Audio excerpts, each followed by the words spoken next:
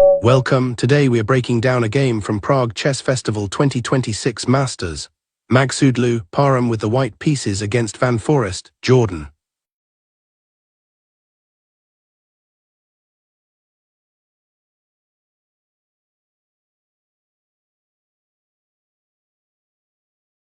Parham with white opens with pawn to d4.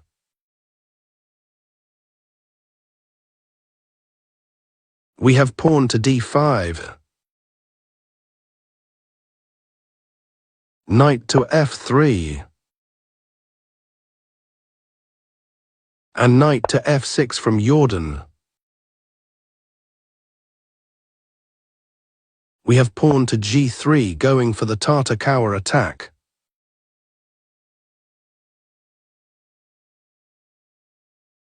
And pawn to c5.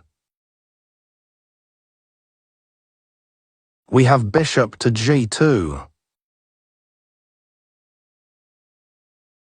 And c captures on d4. Castles kingside. And pawn to g6.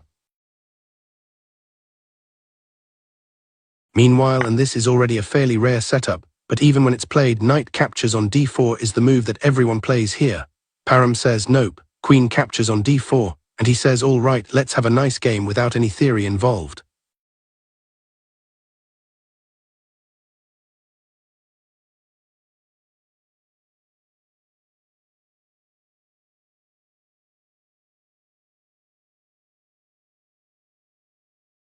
So Jorden goes bishop to g7, he just wants to castle.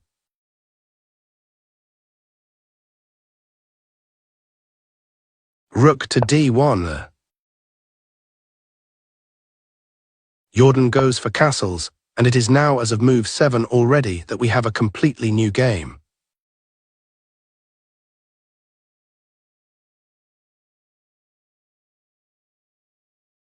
We have knight to c3. Knight to c6. And now queen to a4, you were expecting that of course.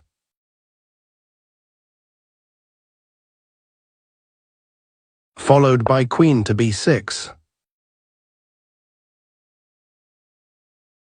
So he sacrifices the d5 pawn for some activity.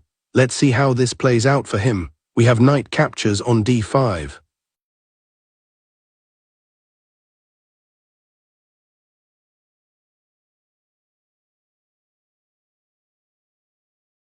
Knight captures. Rook captures. And now bishop to f5, activating the bishop.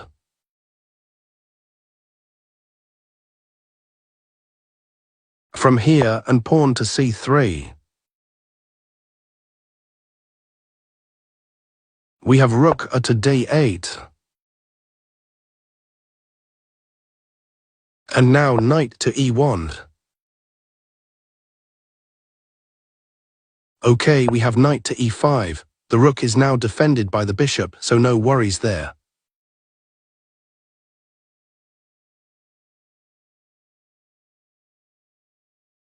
We have queen to b3 offering a queen trade.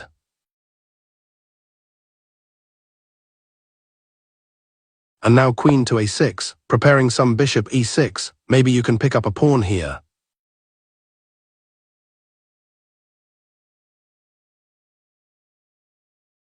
Rook captures on d8.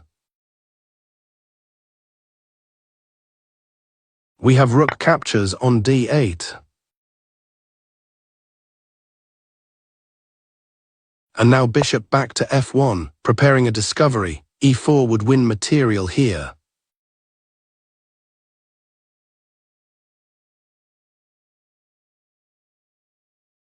So bishop to e6, attacking the queen.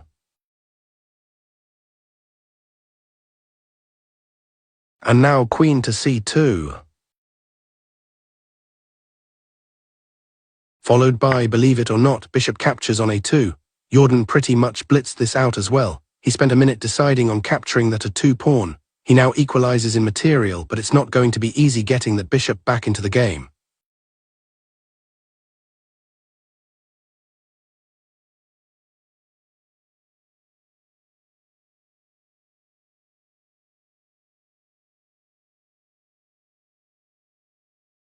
We have bishop to f4 attacking the knight.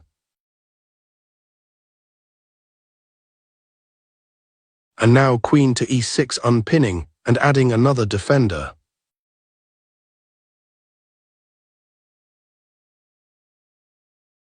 Followed by queen to a4 attacking the bishop twice and attacking the a7 pawn.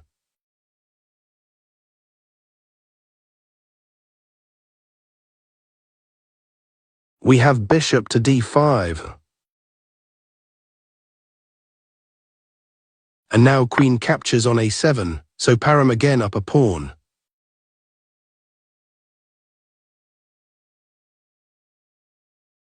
We have knight to c4.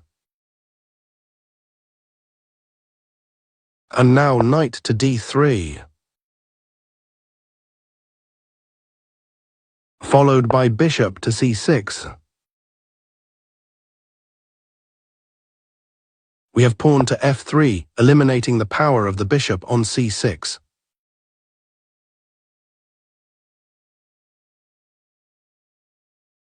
And now pawn to h6.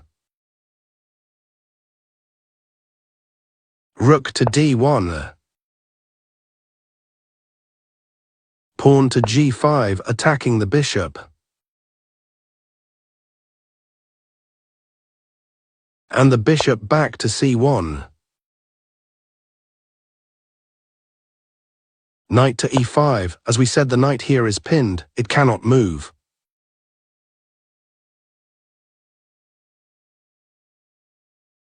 We have queen to a3. And now we have queen to b3. We have rook to d2. And now knight to c4. After this, and of course Parham plays it, he plays knight to c5. He counters with an attack on the black queen.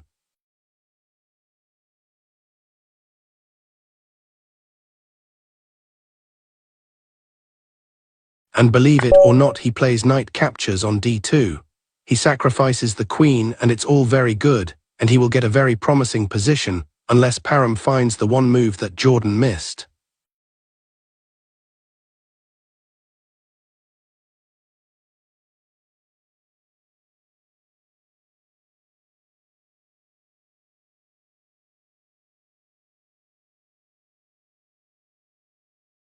Knight captures on b3. With that, knight captures on b3. Of course, queen to b6 with a double attack on the knight and on the rook.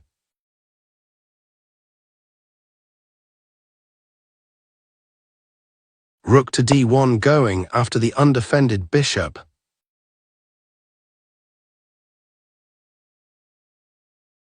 And now you could trade here. Probably that's what Jorden thought would happen. I don't think he missed queen to b6, but Parham just plays bishop to e3.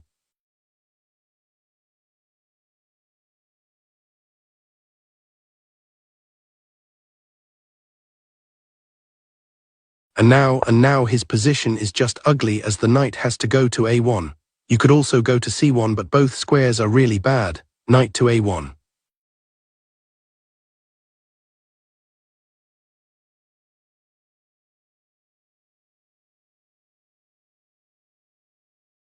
In response, and king to f2. Now you unpin, and there doesn't seem to be a way for those black bishops to do any damage in this position.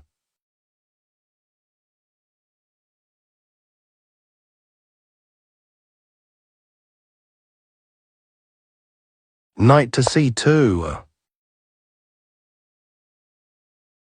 We have bishop to c5, getting the bishop out of harm's way.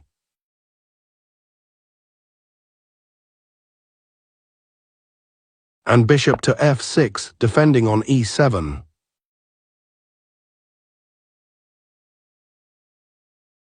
We have queen to b3. And now rook to d2, just unpinning the knight can now once again be activated.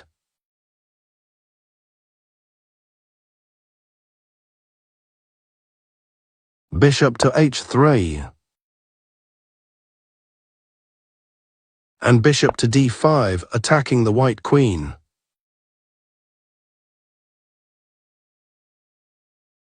We have queen to b6. And bishop to c4, putting pressure on the e2 pawn.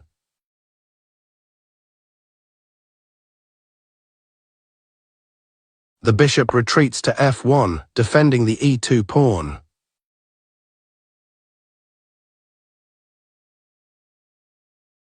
Black plays rook to d5. White moves the queen to c7.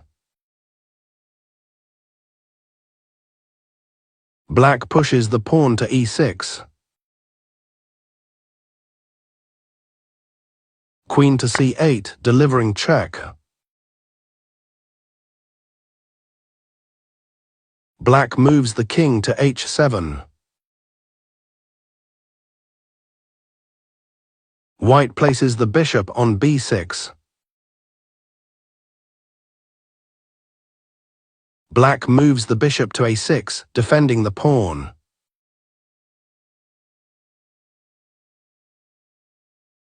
White plays pawn to b4. It's not the best move, but it's not bad either.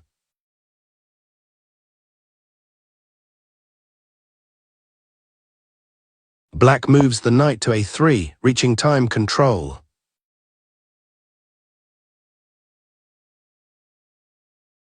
White plays queen to f8, targeting the f7 pawn.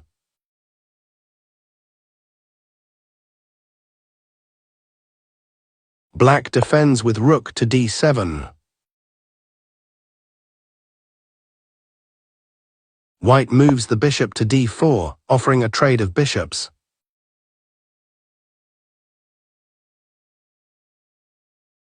Black accepts the trade with bishop takes on d4, delivering check.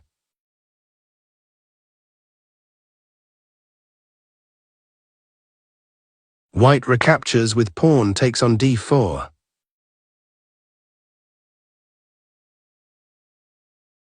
Black plays rook to c7.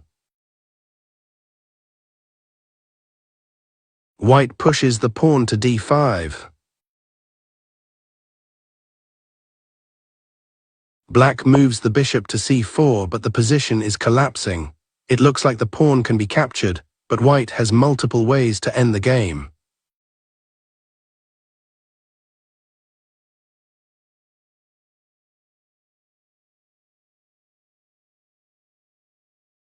White plays queen to d8 and black resigns. There's nothing more to be done.